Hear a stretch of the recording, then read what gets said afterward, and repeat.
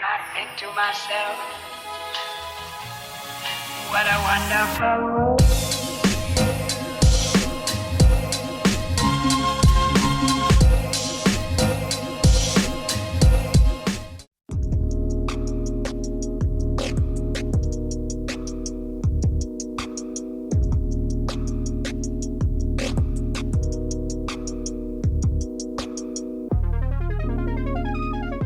What's going on, guys? Welcome back to another video and a brand new episode on the Mk2 Escort. Right, let's have a little catch up, shall we?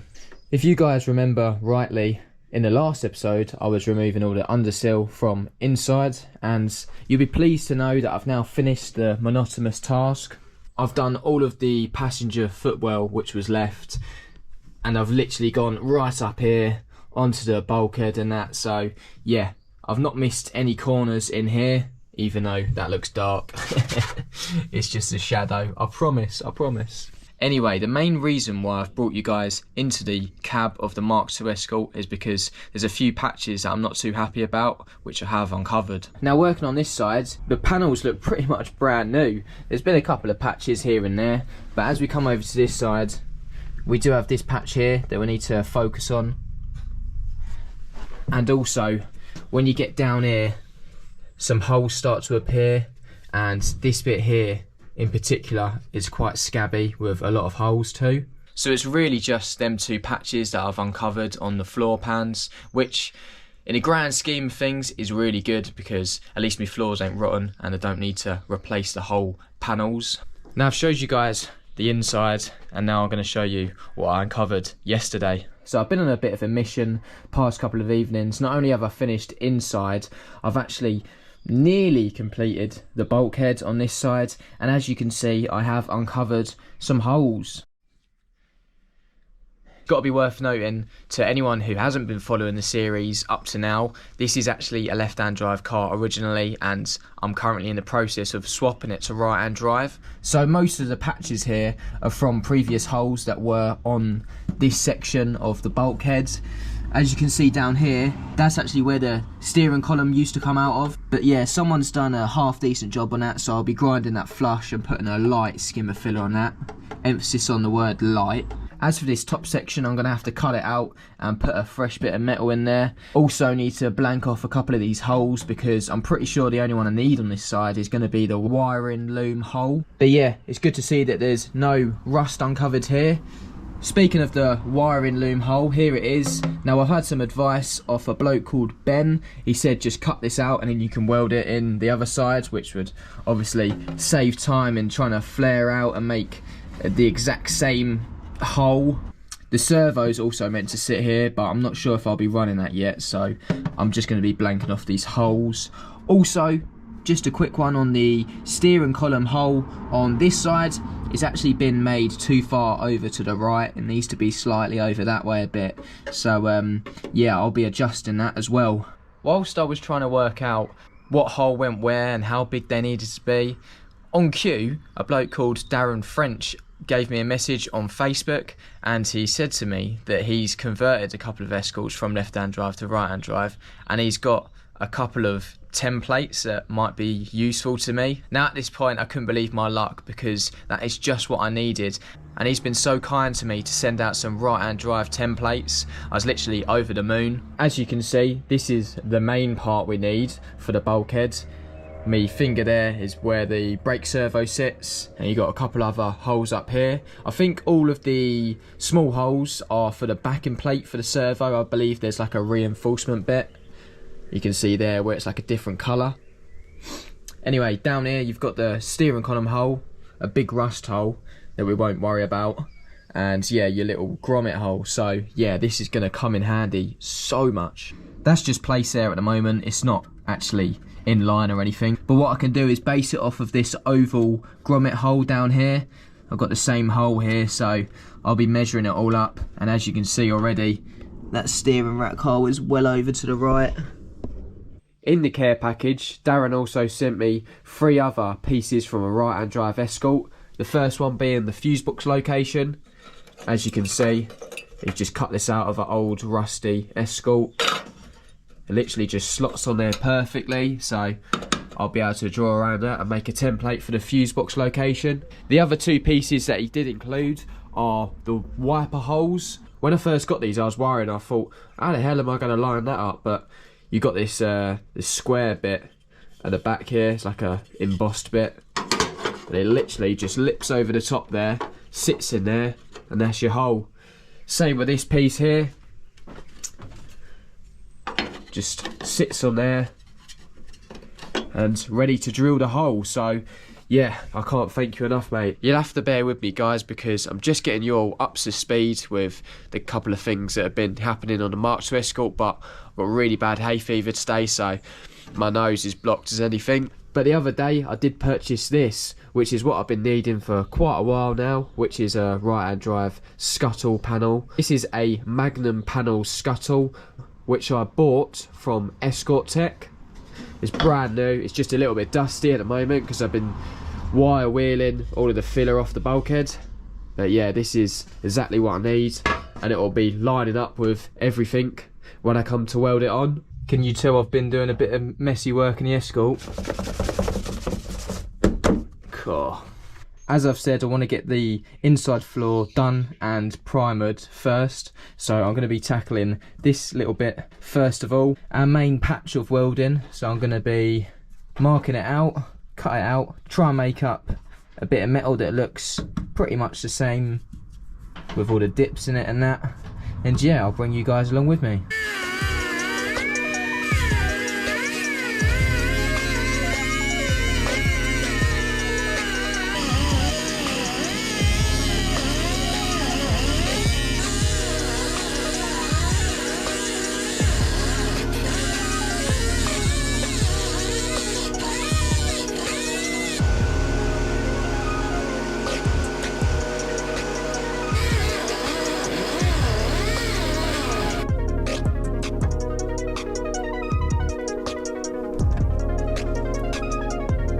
Look at the state of that. That is one crusty bit of metal. And one big hole in my Escort. Ah! This is the view from the underside. As you can see, what I've done is I've followed the lip of the sill pretty much all the way along until I got here. There's like this small box section, so I thought I'd leave the end because that's solid, cut around that, and pretty much then followed the chassis rail back down. But I'm really happy with how I've cut that out. You can see that box section bit I was talking about a little bit more. It's only very small, but it's solid, so I wasn't going to cut it out. It's worth noting that this side's actually already been done. As you can see, it sort of bows in the middle, so I want to try and replicate that with the side that I've cut out. I've got my old bit of metal on my new bit. The only thing is, I need to cut it down to size.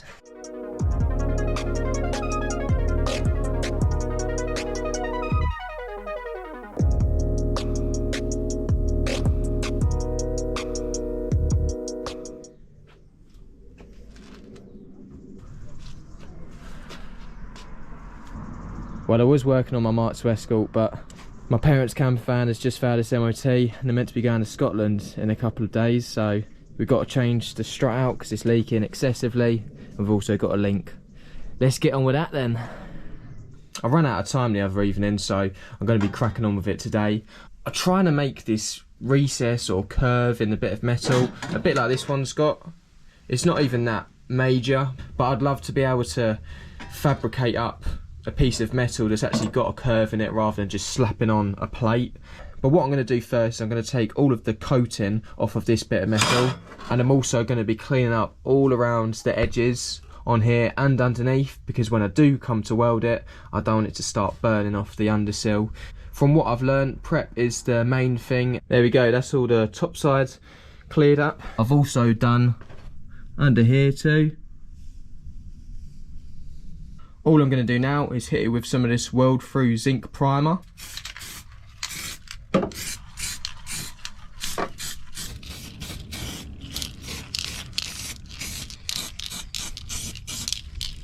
We're getting somewhere now, so I've taken off all the coating and I've started to trim this up with some tin snips. And yeah, you know what? I'm pleasantly surprised to say that this is now getting into a shape that I'm happy with. So yeah, it's not too bad. That's obviously not in position right now, but it's looking really good. And what I have done is I've given it a slight curve, very, very slight, So yeah, I think that's going to look really good. Now it's time to dig the welder out because it's currently sitting right behind the Escort. Here we go. So I've got the welder on now, gas is on, and yeah, we're going to have a go at this. Got my gloves so I don't burn myself. I'm not wearing shorts, as some of you will probably be very happy to know. I've got my plate of metal. The earth is down there, literally right on the corner of this, so I should get some good penetration. And I think the only thing left to do now is to just go for it. I've done all the prep work, I've done all the cutting out, so yeah, let's see how this comes out.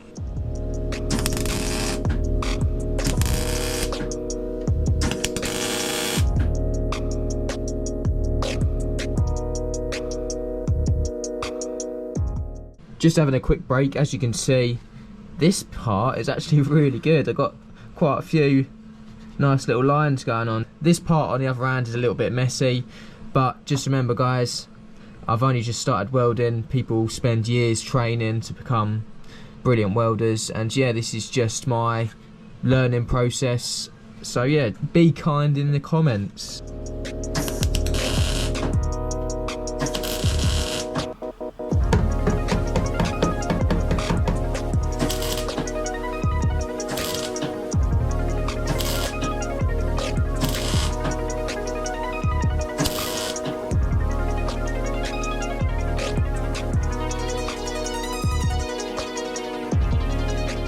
Nearly all the way round on this repair section, and I've just figured out how to get this wiring loom through. So basically all I've done was just make this hole a little bit bigger, and I managed to thread it all through.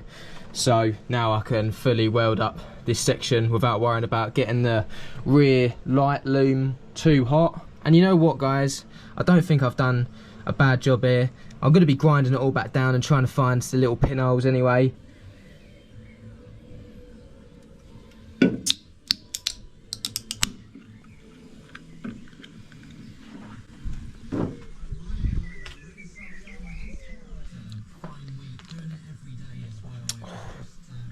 That's much better, isn't it? Just had a little bit of lunch and come back to my new plate in there. I think I've already said it, but I'm pretty happy with this. I'm going to get the belt sander on it and try and grind back them welds to nearly flush, and then I'll see if there's any holes that I need to weld up.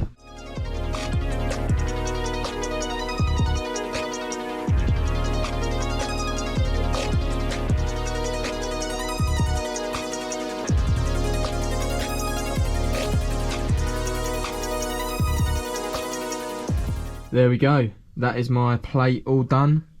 You know what, I'm happy with that. I'll settle with it. I've ground down the welds, and luckily I don't have to do any more touching up. I've got my torch on my iPhone, and I'm just going to put it under there. As you can see, we can see it coming through that hole there because that's one I drilled. But all the welds are all good. Coming down here, should pop out there. Now I've done that little bit of welding, I'm going to be trying to finish off the interior. I think it's time we put down some fresh primer. One thing that's slightly annoying is where I've left it, some patches have gone slightly rusty because it's been about 2 weeks and I've left this bare metal. It's probably worse on the front panels, as you can see just up here. But what I'll do is I'll just etch that all up again and then we'll spray it primer. But first things first, let's clear up this mess and start getting some primer down.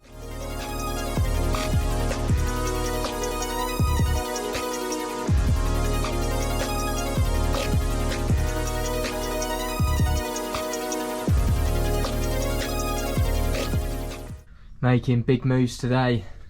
This is some exciting stuff, getting some primer down finally. To finish off this welding patch and to make sure there's no slight pinholes, I'm just going to whack some brushable seam sealer on there. All I'm going to do is I've got one of these big paint brushes, whack a bit on there, and then yeah, along the welds. Job done. I don't think that looks too bad at all, do you? I've also chucked a bit of that seam sealer under here, as you can see.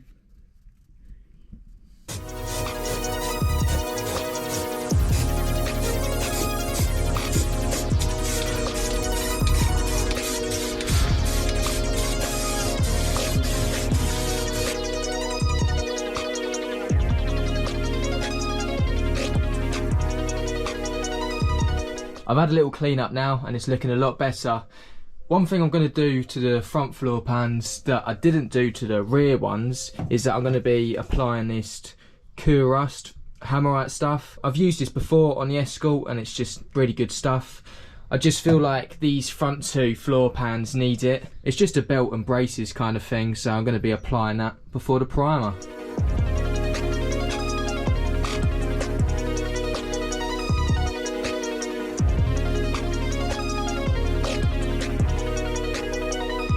It's a lovely day today and the temperatures are pretty high, so this stuff is already starting to dry. I just can't believe how far we've got today. Really happy with this.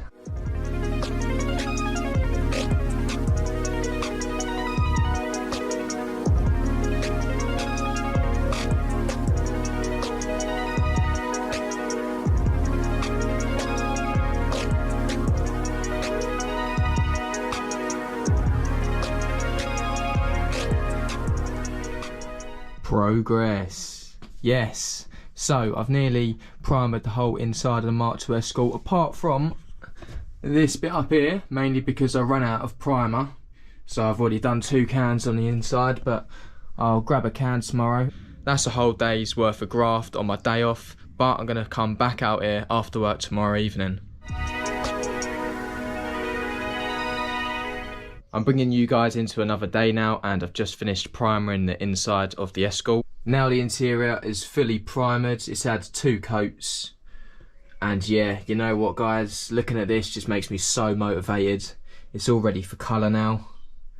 Now that the interior is starting to take shape, that only needs a couple of coats of body colour now.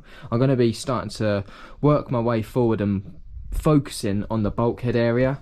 Now this is just an absolute eyesore, and yeah, let's be honest, the best job hasn't been done on it. So what I'm going to be doing now is I'm going to cut out a section, probably about there, down here, make a nice rectangle out of it, and then I can weld in a new piece. Just about to cut that section out, and literally I've been relying on the compressor recently. Never used to use this, but Dad picked this up a few years ago now for a couple £100. It's come in handy so much.